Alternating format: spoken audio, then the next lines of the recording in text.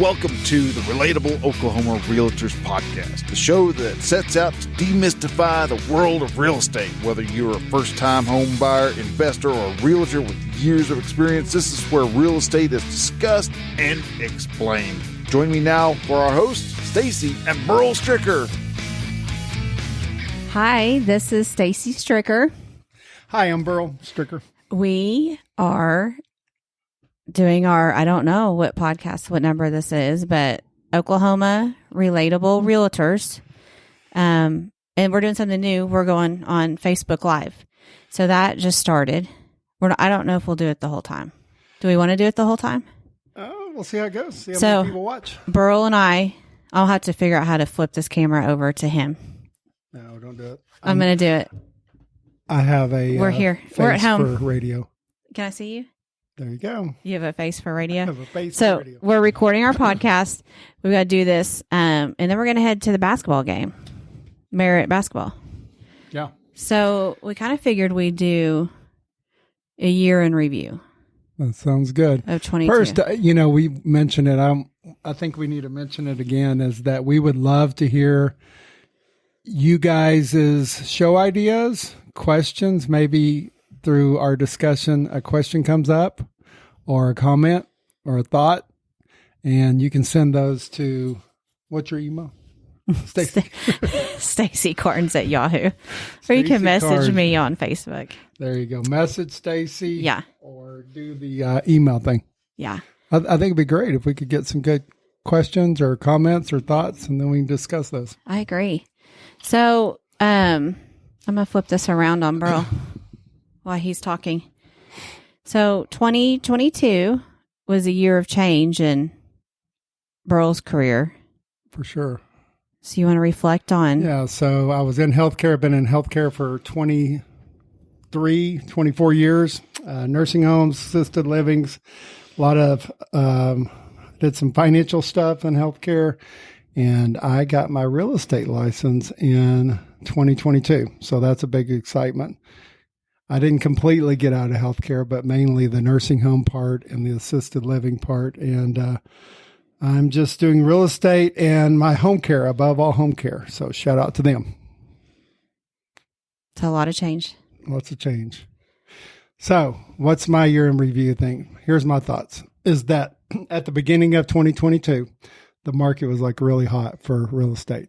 And I think that throughout the year, it really settled out, especially toward the end. When I think about settled out, you heard stories, especially in bigger markets, not so much Western Oklahoma, but you heard lots of stories about people having to ask over asking price for the house.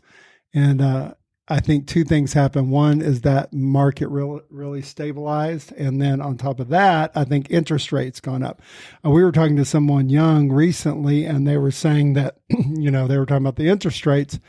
And what I realized is that some people, the younger generation, they have never seen interest rates this high. Yeah. And so to them, this is extremely high. But like when I think about it, I remember when interest rates were this high. In fact, the very first house I bought was at like 5% interest rate. And this really isn't high. This is really what they kind of should be for our economy to be healthy. Right. So this buyer or this gentleman that you're talking about, I helped him buy his house I think 4 years ago. And we ran into him in the grocery store, and what did he say? His interest rate's like at 3. Yeah. Or maybe under 3. It was crazy low. Yeah. At a loan that he had gotten in the past. Right. And so he's looking at market or interest rates now, and he's saying, I don't want to buy right now because the interest rates are so high. And yet I feel like from my experience, they're more normal now. And with interest rates, you have two sides of it. You have the side of, I'm going to loan interest rates, but then you also have saving interest rates. So for years now, years and years, you put money in the savings account, and you actually were probably better off putting that cash underneath your mattress because their interest rate was so low that it did no good to put it into like a savings account. So those interest rates have been crazy low too on both sides of it, the investing side and the loan side. Yeah. So I think that that's one thing that I've noticed is that really started stabilizing out. I think when you look, I was looking at the statistics on like realtor.com of where our market is now. And really the number of transactions have gone down. And so I think that's the big deal. There's not as much movement. But when you look at price of homes being sold, the price of homes is really staying about the same. In other words, those numbers are relatively the same. If anything, they've increased a little bit. In other words, not just, let's say the average is $200,000 home. Now the average is still being sold about that $200,000. But the difference is that there's not as many transactions, and that's as many listings and as many properties being sold. So I think those are big changes. And I think it's just the market, like I said, ebbing and flowing. It's really just correcting itself. And are those national numbers? Like those aren't local? So that wouldn't be here, but that would be more Oklahoma. I think more Oklahoma as in general. And of course, you and I've talked about the fact that, Oklahoma City, their market is going to be much different than I think Western Oklahoma's market. But so the big takeaway I took from 2022 is that we went through this craziness cycle. And that craziness cycle kind of has really stabilized. Interest rates have stabilized, even though that's probably been a 10, 20 year kind of journey of interest rates being extremely low. Right. And I think that the market just naturally, like I said, it balanced out. And I think about, that's one thing that I really learned from 2022 is when it comes to investing. I'm curious where you think that leaves. Like, what do you think that people should do if they're considering investing in a home? Well, so my opinion on the interest rates is they needed to stabilize. We needed to get to normal rates. I mean, don't get me wrong. I took advantage of the low rates too. And they up and down. That's just what happens. Right. So I wouldn't say don't buy a house because of where the rates are. So do you want to keep pouring your money into a rental if you're going to be in the same area for more than 2 years? No. Yeah. The answer is no. If it's a temporary place, if you're only going to be there for a year to 2 years, then yes, that's the smart move to only rent, but not to pay. So essentially you're paying someone else's mortgage. So why would you pay someone else's mortgage if you're going to be there for more than 2 years? Mm-hmm. And there's circumstances like you're going through a divorce or maybe a death in the family and you can't afford life changing. Right. You can't buy right away. Yeah. But, so you're saying, overall in Oklahoma, the number of transactions have gone down, but not the overall home price. Because what happened is buyers were overpaying. Mm-hmm. So now it's like people are kind of getting comfortable again with the interest rate. So they're out buying, but now they're buying at a fair market value. They're not having to overpay $20,000 to $30,000. So, and I've said this before. So my opinion is pay a fair market value at a higher interest rate. So maybe people are paying $20,000 to $30,000 over 6 months ago and getting a lower interest rate. Well, today we're going to pay fair market value at a higher rate. So we're going to save $20,000 to $30,000 and then we can refinance later when rates go down. Yeah. Here's my thoughts on it. I've thought a lot about it and you and I have talked about it, but one, I think that this is a save cash time right now is what I think. And so I think if you're talking about investing, unless you just see a really good investment, I think investments right now, when I'm talking about property investments is what I mean by investments. Like you want to buy extra property, not like your primary residency. You want to buy, multifamily properties, condos, rentals, those kind of things. I think that at this moment, unless you find a really good deal, in my opinion, I think it's save cash is what I would think. Yeah. Okay. So I like having assets though. I agree, like save cash. So I think you need to come up with like what what your family is like. Do you have 6 months in reserve? So you can kind of follow Dave Ramsey rules. Do you need 6 months in reserves? Do you need a year in reserves? And then I also like having assets because then you can sell your assets if you need to. Yep. You and I've talked about that too. Yeah, so I agree with that. So that's my thought on investing. I think investing in property. I think if you're going, let's say you're a first time home buyer, or you're renting, like you gave the example of somebody renting and you want to buy a home and get out of that rental situation. I think if it's like basically an upgrade from your situation is I'm renting, your situation is I've never bought a home, I think it's a perfect time to buy a home. I think that if it's a situation where you just want bigger and bigger, you just want to upgrade, I would say, in my opinion, you're not going to agree with this, I would say hold on upgrading. Yes, on first time home buyers. Yes, on, getting out of rental situations, and hold on investment unless you see a really good deal. Your thoughts? You're too busy messing with that. I was going to say hi to Kayla and Grana and Kristen. They jumped on to support us. Hi, guys. We need support. I like what we're doing with our flip house. Like, I feel like, we're investing. So we bought this flip house, which is going to help better our community. And then it's going to open up a property for someone else to buy. Yeah. So I'd say flips are good. Yeah. So if we're talking about flips, when we're talking about that's investing. Yeah. I would agree with the flip. I would say two opportunities with investing. One is if you see a really good deal, and then two, looking at unique flips. Yeah. I like that word, unique flips. Yeah. And so right now I was telling you this the other day, I've been looking for our next flip because you're about finished with this one. So I'm trying to find, I'm hoping this one will sell quickly. So I'm trying to find our next one, and I don't feel like there's a good one out there right now. I haven't seen no. Not in Elk City. And I don't really think we want to go outside of Elk City. So my other thoughts about 2022, I think that also our economy in general has come off of, we had this COVID era, and this COVID era was 19, 20, 21.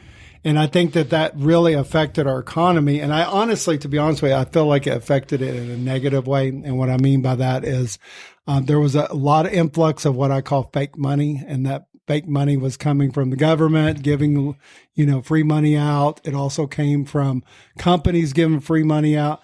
And I think that was bad for our economy. And now we're seeing the effects of that. So in 2022, you really didn't see that anymore.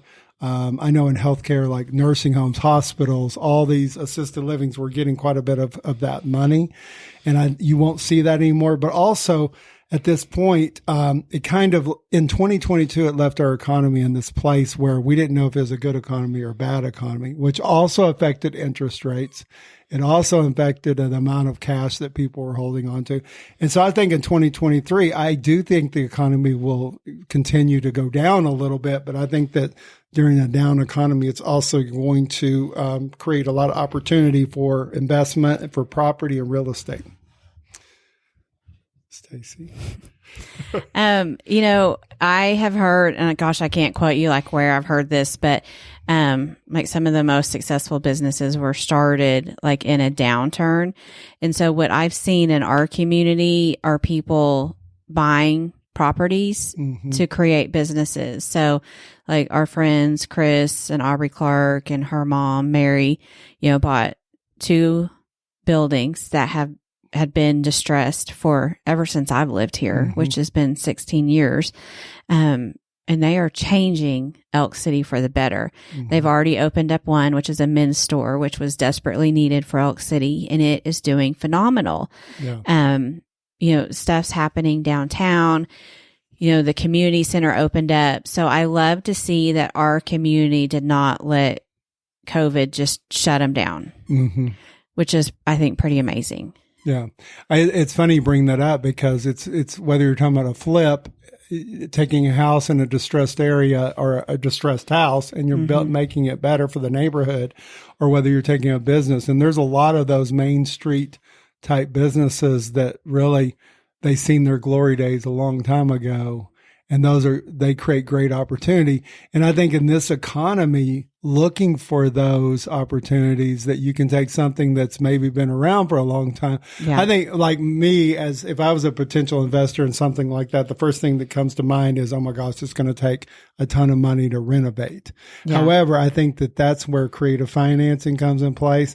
I think that making deals with the city, that can really make a big difference in the way the city looks and that property looks, and especially in a prominent downtown area. Yeah. And let me tell you another thing but you're doing the same thing as what we're talking about, but you're making the city look better. We're working together as a community. You know, you and I attended the Chamber of Commerce banquet recently. And if you had to really describe what the Chamber of Commerce does or should be doing, that's exactly right. It's like we should be working together as a community to find value in those areas that are distressed and really build up the value for everybody involved. Right. Well, and then another one I was just thinking of, which I think is pretty phenomenal, is the Bluebird Inn. Yeah. You know, that was a retail spot. And then I actually had it listed. And then Julie Bonner came in and had this vision of turning it into a little boutique hotel. So it has 3 king bedroom suites. And it's fantastic. And it's downtown. So something we've never seen in our community before. I don't know that I've seen it in the surrounding communities, meaning like Sayre, Clinton, or Weatherford. This is something new to Western Oklahoma, and it's done really well. So, matter of fact, she just put it on the market and has already got it under contract in a matter of days. That's great. Oh, I think it's exciting. So, with the economy the way it is, coming out of COVID and interest rates up, people are still out there wanting to do things. And, Peyton and I just bought, or in the process of buying, 2 buildings in Altus. Like, we're not letting it slow us down. Yeah. So I think 2022 was a learning year. Like, our numbers were out of the park. That we had a great year last year. We had almost every one of our realtors had record breaking years. So it was pretty phenomenal. It was pretty exciting. I think that is exciting. And I think that it helps you. Well, what I see, I don't see like 2023 being exactly like 2022, but I think it's different opportunities in a different time and a different economy. So part of it is that I think that we have to look for these new opportunities in this different economy. And I think they're there. The fact that we're still selling homes about the same price, I think that's meaning homes are not really losing value. And I think that those transactions are still happening. I think it's an opportunity for you to really kind of think outside the box and think, okay, where can I, if I'm doing real estate investment, where can I invest? And we mentioned one way, which is the community is definitely a great place to invest. What about, I think that like the interest rates, how do you see the interest rates going in the future this year? Gosh. So they took a little bit of a dip. Yeah, I saw that. Just a little dip. So, I think they'll probably stay where they are. I think so too. Yeah. Which again is really what needs to happen for the whole economy. Yeah. I agree with you. For us to flow like we should. It is what it is. Like I said, you can't let it keep you from buying a house. So maybe, and how it affects a buyer, sadly, is, at a 3% interest rate, they might have been able to qualify for, say, like a 180 house, $180,000. Well, at a 6% interest rate, they may be at a 160. Yeah. And I'm just throwing these numbers out there, but that's how it affects them. They can't qualify for as much. Yeah, there's something that also I think is important at this time. It's not necessarily talking about 2022, but coming off 2022 and starting in this new year, I think that with the interest rates the way they are, I think that it's important if you're going to invest in a property that you have at least 20% down in this case. And here's why I say that, because in this case, if you were to have 100% of this investment property financed, you're going to have a lot of difficulty making money, I believe, in this economy where the interest rates are. But if you're actually more like, we used to call it like this 80-20 rule, which kind of went away, 80% of the bank is financing or, less. Right. And then you're actually bringing that back to where I was talking about savings. If you don't have healthy savings at this point to invest in that investment. Right. You mentioned that it also talked about, it depends on how much money you do have saving. Maybe you need to save more, or maybe you need to invest that in a property. But really, you focusing on at least 20%, bringing that to the table, because when you look at the margins with the interest rates and all that, at this moment, it goes back to those old schools. And I think about back when interest rates are at this rate, you never thought about buying an investment property without at least 20% bringing to the table. But then we went through this time period of where it was okay to not do that. It was okay to get 90% financed, 100% financed, and banks were doing it. And I think that you have to go back to that being smart, that there's no way that you're going to be able to make money if you're having 100% finance. Yeah. And I think every deal is different too. And I think people need to be smart. Like, where we are, it can be very oil field driven. It is very oil field driven. So, there's times where people are making very good money. And so you need to take that time. So like right now, we have a 15-year note on the house. So when things are really good, our interest rate's really low. So we're not going to go refinance if interest rates drop. We're going to leave it where it is. Mm-hmm. But what we can do is make extra payments to help knock down our loan. So what you can do, and a lot of buyers aren't aware of this, is like you make one extra payment a year, and that's based off just your principal and interest only. So that means you're not basing this off of what's included with your insurance and taxes, because your mortgage payment includes all that. Mm-hmm. So if you have a 30-year note and you make one extra payment a year, that can take off 6 to 8 years off your loan. So I'm kind of just changing it up a little bit when you're talking about put 20% down. Well, if you're already in a situation, you're in your house or whatever, just start making extra payments. Mm-hmm. I mean, that's huge. Just one extra payment a year. I definitely want to there's a difference or differentiate between, like, I was really meaning investment properties that you really need to make sure that, in my opinion, that when you're talking about your own personal home, bringing 20% for your own personal home, that may be very difficult for a lot of people. Yeah. And I think it is different. I mean, yes, it would be great. Everybody would benefit from, having 20% down. Right. And then, but I heard it. I was listening to a podcast today, and they were talking about that, and this is in larger markets, not really in our market, but they were talking about that they were actually at the point where they're asking the seller to buy down the points of it. So there actually are loans where you can do that. So things have changed so much. Yeah. And I think that in busier markets, which if you look at the economy, a lot of times things happen in the bigger markets first, and then they trickle down to, to the smaller rural markets. And I think that I'm in agreement with you, which you've said that, we're not as affected in Western Oklahoma, but I do believe that if it starts in the bigger area, it's going to trickle down to us. Yeah. And I think that's what you're seeing in the bigger areas, that now that's flipped, and the sellers are actually, some of them are paying to buy down those interest points. Yeah. Which is crazy. I didn't even think that was possible. So, but then it goes back to, when we had Blaine on, like, are buying these points really worth it? So you really need to, people really need to check into that. Paying for it, they're worth it. Gosh. But it's really not even a full point. So it's like, hey, you can buy this point. Yeah. That's so confusing. then a buyer's thinking, like a whole percentage point. So my rate will be 5 instead of 6. No, you're buying a point, which it could be a quarter or a half. So you really need to know it all. So my 2022 was one, just we're coming off COVID, which really affected our economy. I think it was really a reset year, meaning the first half was still a little bit, crazy with the market. And then the second half really started to stabilize, whether you're talking about prices of homes or interest rates. Right. And then, yes, lots of personal changes for me, being able to get into real estate. What are yours? Do you have any more that I missed? No, I really just piggybacked off of what you said. Okay, but you're in agreement?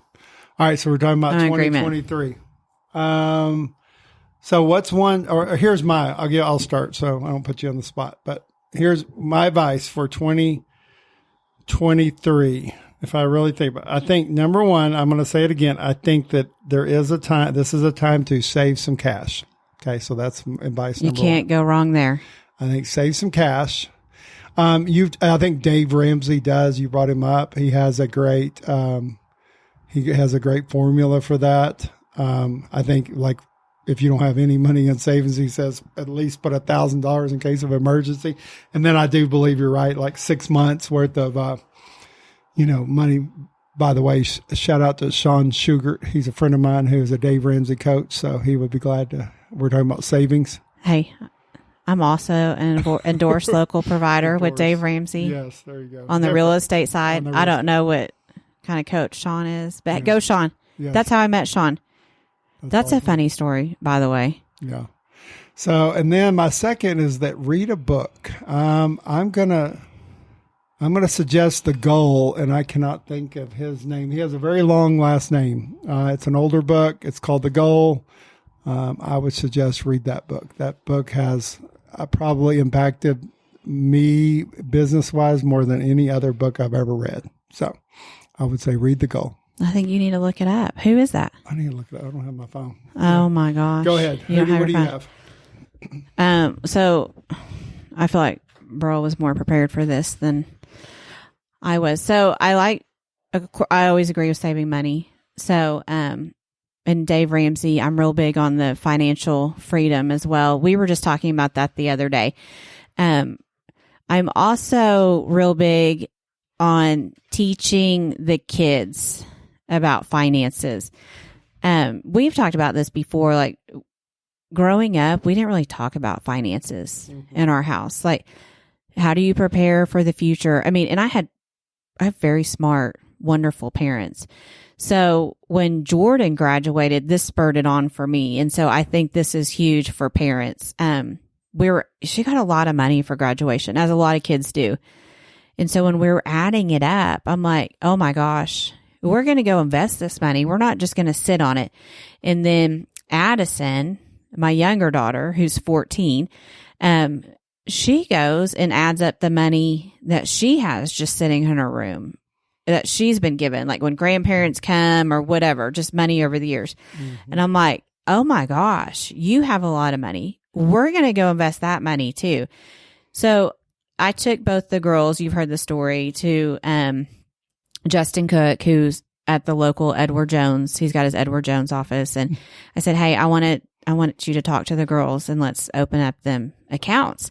And he sat there and was so good with both of them. So at the time, Addison was 13, Jordan 19, and explains to both of them why we need to invest this money. So I think it's very important to explain to kids. So they both now have their own investment account with Edward Jones, and they continue to contribute to it. Yeah, I think that's great. Yeah.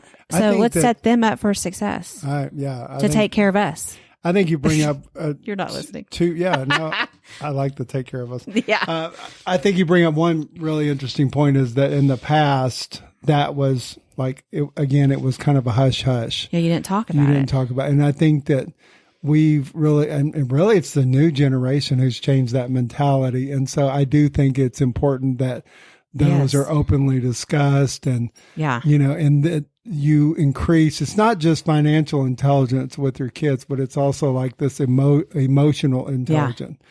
And I think that we absolutely forget about it because it's easy to think that the money just falls from the sky. And, unlimited resources and all those things. And so I think that's good. Plus, it'll help them whenever we do get old and they understand. Yes. Jordan was making like a goofy TikTok with one of her sorority sisters. last semester, and I'm watching it, and it's got like their voices changed and stuff, and they're just sitting in the car talking, and they're talking about like, what do you do? Do you have a job? Like, yeah. And like, how much do you make an hour? And it was so random, like, but so natural for them to talk about that. Like, that's not natural. No, it's not natural for us. How much do you make? You know, I mean, I would never ask one of my friends, how much do you make? Yeah. But I don't want that to keep me from educating my friends or my kids, not my friends. Like, I tell my friends what to do with their money. One friend was listening going, you're not educating me. Good grief. No. But that was a big takeaway on last year and what I want to continue to do this year, just financial freedom. Like, I learned to, live below our means. Yeah. Like, we go look at beautiful houses all the time. Of course, I want a gorgeous new house. Yeah. Of course. But you know what? We have a pretty amazing house. Mm-hmm. Do I need to go buy a new house every couple of years? No. Well, and I this is something that I really like. It dawned on me, and it's something I really thought about this year in 2022, which was, it sounds so simple, but I think that you have to be very vulnerable and open when you're thinking, especially the bigger the purchase, the more you have to be vulnerable and open about it and really be willing to hear the criticism of it. And with somebody you trust, I posted something recently that said, don't take criticism from somebody who you wouldn't even take advice from. So it would need to be somebody that you do take advice from. But I think that you consulting somebody you trust about big purchases, whether it be a house, whether it be a car, whether it be even let's say fitness equipment, but it would be anything that you would purchase over a certain amount that you really have an open discussion. And I think you have to be willing to hear the truth of it. Maybe they say that doesn't make any sense to me whatsoever. And I think that part of that is just be willing to be wrong and be willing to, or, I think we all have our moments of where, what do you call it? Like impulse buying. We impulse buy things and we don't think through them. Yeah. And I think that if you have, and I would think the natural person would be your spouse, but even if you don't have a spouse, like a friend, being willing to consult with someone and say, hey, this is what I'm considering doing. And it could be in business too, where I've done that a lot lately, where I've like really consulted you or other friends of mine about my ideas with business. And, their response is not always what I hoped, which was, it could be negative. Like, I don't think that's a great idea for you to make that, that change or do something. And I think we got to be willing to be open like that and willing to take the criticism of it. That's good. I like that. So my other goal for 2023, and I actually got this from Sarah, that she was on our podcast, with Honey. Gosh, it's so unique. Tell me the name. Milk and Honey. Yes. Real estate in Oklahoma City, Edmond. Yes. I like this. So I took away a couple of things from our podcast with her is one, how she trains her new realtors when they come on board. And the other was like, okay, so what are their financial goals? Like, do they want to have investment property, or do they just want to sell real estate, or do they want to have their own office someday? So I really want to implement that with our team.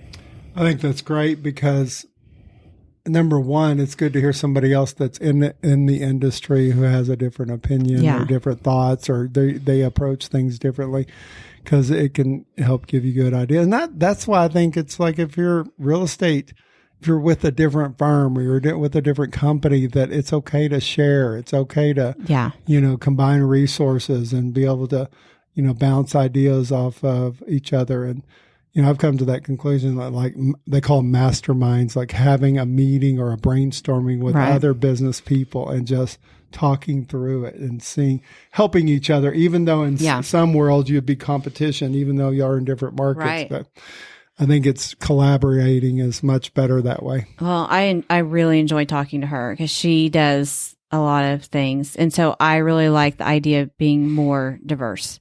Yeah.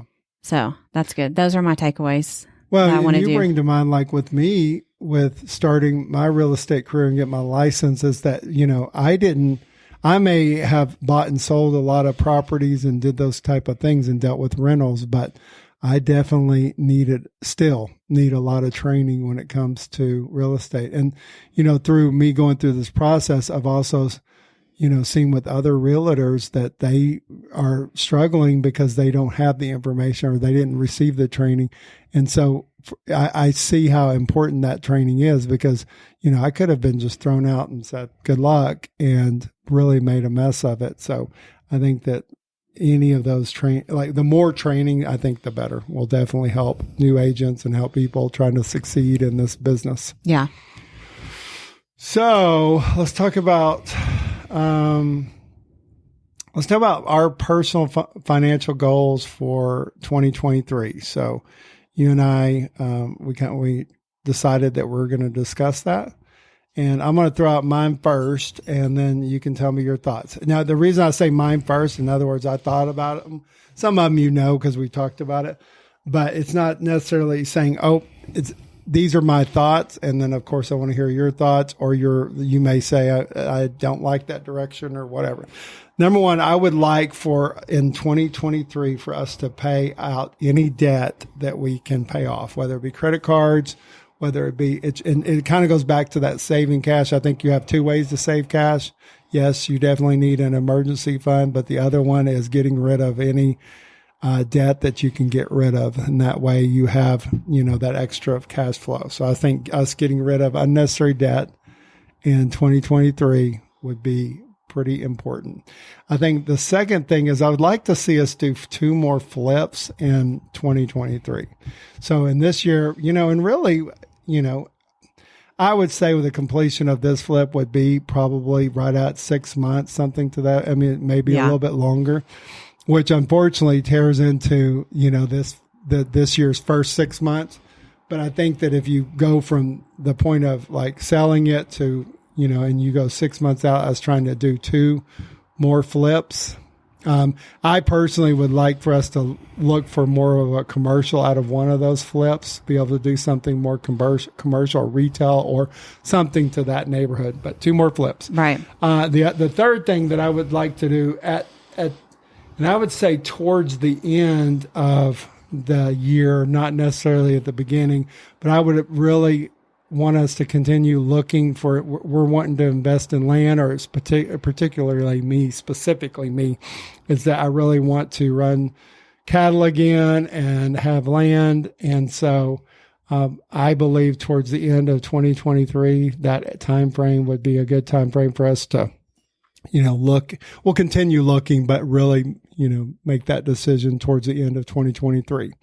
And I would say the fourth is that, and we've talked about it. Good grief. You have a lot for us to do this year. I think that part of the paying debt that can go away, I think is also us kind of beefing up our savings, and whether that be investment, in investment like our IRA or something to that effect, or just savings account, just to feel like that cushion is still there in case something, because real estate, you've seen it, and I'm learning it, that it's an up and down game, and that to have that fallback in case we do have a down month or whatever. So that's mine. What's yours? I think you about picked everything for us. There you go. Well, we're in agreement on number 1. Again, I just go back to that financial freedom. Yeah. So, totally agree with that. And maybe get Jordan on our own. Just kidding. She's got Jordan, 2. You're getting kicked out of the house. You're going to get on your own phone plan, Jordan. Insurance. Just kidding. She's got 2 more years of school. So I totally agree with that. And then, of course, I like the land. Of course, I don't care about hunting or anything like that, but I have the dream of the cabins. Mm-hmm. So that is like a stream of revenue that I want to develop for us. And then I also agree on the flips. Yeah. Does 2 sound 2 just right? Yeah. I kind of like 3, but I'll go with 2. Yeah. And then I like the diversification, commercial real estate, investing there. I don't want to be a property manager. I've told you that before. Yeah, that's not my desire on residential. It's not what I want to do. But commercial, yes, I'll do that. I think a couple of our guests brought up that show, a podcast, which I've actually been listening to. I'm actually going to look at it, which is called Bigger Pockets podcast, which I've actually been listening to. And, I think it provides some great information. And, it talks a lot about the stuff we're talking about too, that, and so great listen. And so I'm really excited that we're leaving to go to auction school. I've been talking about doing this for years. United Country has auction services, and then it has the conventional real estate side. So every year I've gone to convention, the two come together, and it's always intrigued me. But it's a big commitment because we're going to be gone 10 nights. 10 nights. I don't even take vacations that long. Right. But I'm excited. So this will be good. So you and I are going with two other ladies in our office. So that's another way we're going to diversify. So I'm really excited. So Travis, I see you on here. We'll be talking about this. Yeah. I talked to you about Travis before. He does auction. I think that's a great opportunity. And for me, a lot of people don't know this, but and it doesn't have a lot to do with, real estate, but, excuse me, with us, owning a home care, which is sitter and companion services, I also believe we'll be able to expand what we're doing there and help more with kind of the transition from home to maybe a nursing home or home to an assisted living or home, maybe it's end of life decisions and us really helping with that.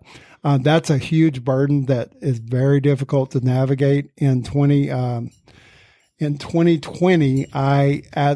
was 2021. Anyway, I definitely had to navigate that with my own mother passing away and like trying to figure out what I was going to do with all of her stuff, trying to figure out how I was going to sell our house, which is actually how I met you, is that you helped sell, my mom's house. Yeah. And I think that those are great opportunities for us to expand what the home care offers, because we're doing a great service now that's in a niche market, and I think we can expand that. And with us being able to do things like auctions for even personal items, I think would be, a great asset to, I think so. The overall picture. Right. So we've got a lot going on. Yes. And, I think a wedding, not ours. We got a wedding this summer. Yeah, I was going to say that because it's easy for somebody listening to be like, those are great goals as long as nothing happens. But we already know we're going to have one wedding. Yeah. We're going to have two graduations. Actually, three family graduations. Yeah. We have my Kinsey and Taylor are graduating from Weatherford, SWOSU. Yeah. And then my cousin, she is graduating in Midland from high school. Yeah. And then we have, so we have quite a bit going on. We do. I think that it's, meaning a lot of things that cost money and a lot of things that we have to plan for too. So, that's that we are life paying. Will go on. We are paying cash for. Yes, no credit card. Okay, so we got to wrap this up because we got to go watch Little Red Cheer. Yeah. Okay, so let's wrap up with our overrated, underrated. Okay, so I have one. All right, go ahead. I thought of this earlier, not like prepared, but just thought of it a little bit ago. Yeah. To-do list, overrated or underrated? I think that they are underrated. I really do. Great. I think to-do lists are really important. For me, believe it or not, I don't know how I got in this habit, but like if I worked at a desk all the time or daily, which I don't now, but if I did, what I did was I had this like just a plain white sheet of paper, or I've done it in notebooks too, which I know you do it that way too. Yeah. And I would literally all throughout the day, I'd write my to-do list in the morning, like things I wanted to get accomplished. And then I would take notes on it all day long, and it looked like a, chicken scratch. Yeah. But it was something that I actually saved.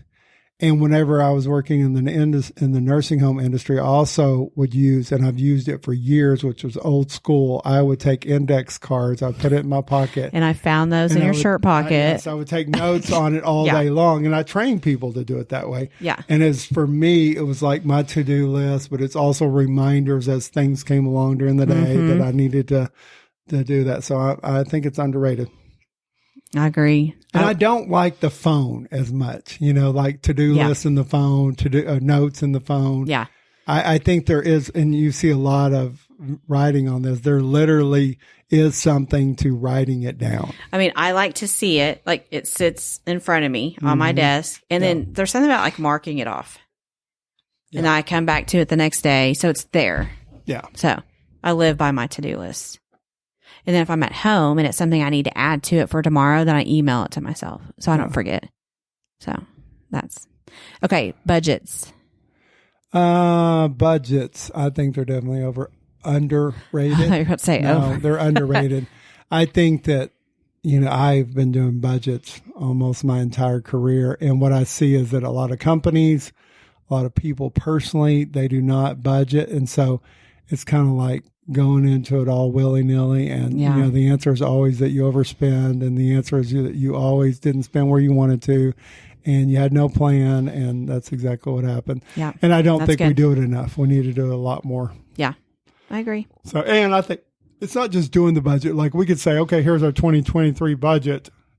And yet, if we never look at it again, or we don't update it monthly, or we don't really spend some time seeing if we're on track, because, a budget's just a projection.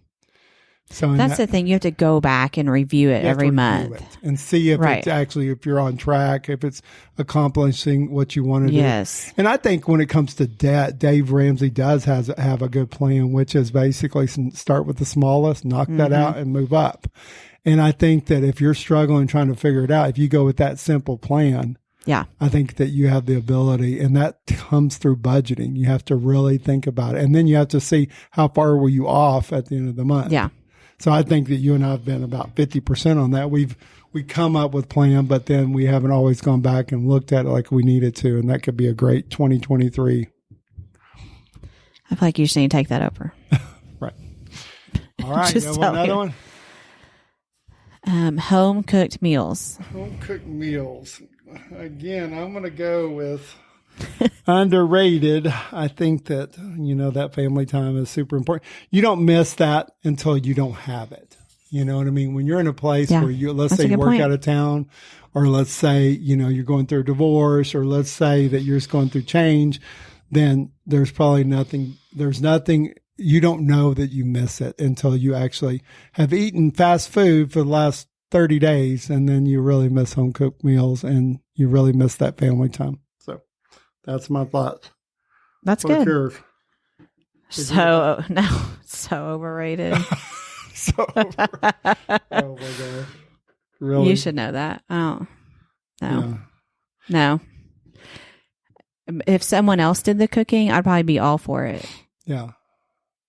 No, I'm not pointing or naming names. Who else could do it? Right. Pretty fun. Okay. What you got? Here's mine. I would like to know your thoughts about overrated, underrated, or just right. And it would be firms or real estate firms that only do commercial. They don't do residential, but they only do commercial. I can see why this is necessary in larger markets. Yeah. Meaning like a Dallas market or an Oklahoma City market, because that can keep them busy full time. Yeah. Like that's where you specialize in that. But here where we are, it's a population of 12,000. You can't just specialize in one thing. Yeah. I mean, otherwise, it's just not going to work. I'm not going to make any money. I struggle with like nationwide realtors. Like, for example, if somebody, and we see it a lot here because it's a big oil field area, and we see a lot of buildings, they're vacant now, and yet their realtor is a out of state, or let's say in state or out of state, either way. But they're out of the area, local. Right? And I struggle with that but I don't know. Your thoughts on that? Yeah. Well, that's what I really love. And I'm not like trying to make this all about United Country, but let's be real. It's all about United Country. It's why I'm here with them. We'd like to be sponsored if that's possible. Yes, Country. Mike Duffy.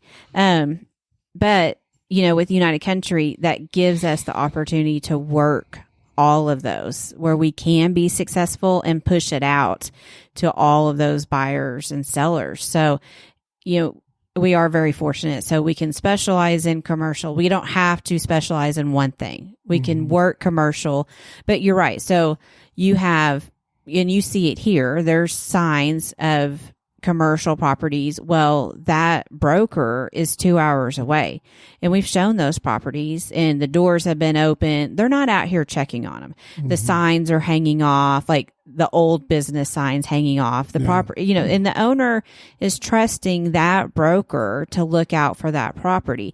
So I think you need someone local, boots on the ground, and it's vital to have a local realtor working for you, advocating for you, looking out for that. I mean, I'll call someone. I'm like, oh my gosh, the door's open, the grass needs to be mowed. What happened to the person that was taking care of it? You don't have that when someone lives 2 hours away. It's not going to happen.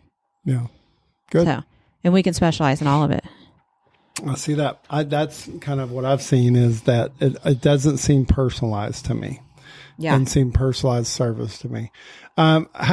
How about the next one, which is staging? And what I mean by staging is I'm putting these things in my house because, or I'm organizing things in a certain way that makes it more attractive. What's your thoughts? So, overrated, underrated, or just right? I think staging is so underrated, and this is part of my business as well. Whether it be I help them move their own stuff around or declutter, it is vital. When it's a hot market, and your inventory is super low, you can just go in there and clean it and clear some things out. But when your market is saturated, or you've got an abundance of new construction and every house looks the same. Well, how do you want yours to stand out? Staging. Empty houses take longer to sell. So when you have furniture in a house, people can get a better idea of, how big are the rooms? Because sometimes rooms look smaller when they're empty. Mm-hmm. So throw an air mattress in there and make it look like a bed. I mean, there's lots of tricks you can do, raise it up, put some bedding on it. I'm not saying just throw an empty air, just a regular air mattress on there. You can put some bedding on it too.